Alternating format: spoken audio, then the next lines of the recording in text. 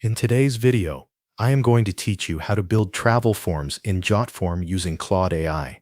Start by going to Jotform and logging into your account.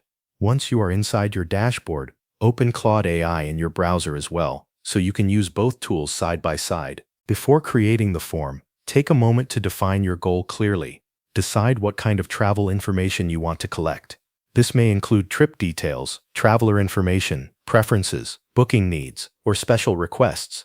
Having a clear plan will help you generate a form that is more useful from the start. Next, in Claude AI, enter this prompt exactly as written. Create a travel form directly in my Jotform account, with structured sections for traveler details, trip information, preferences, and special requests. Make it clear, organized, and ready to use. After submitting that prompt, allow Claude AI to generate the form. Then return to Jotform and locate the newly created form in your account. Open it and review the structure carefully. Make sure the sections are laid out in a logical order and that the fields match the kind of travel request form you want to use. If needed, add more travel-specific fields. Common examples include destination, travel dates, accommodation preferences, number of travelers, transportation details, and any special requirements. These extra fields can help you collect complete and accurate information from the beginning.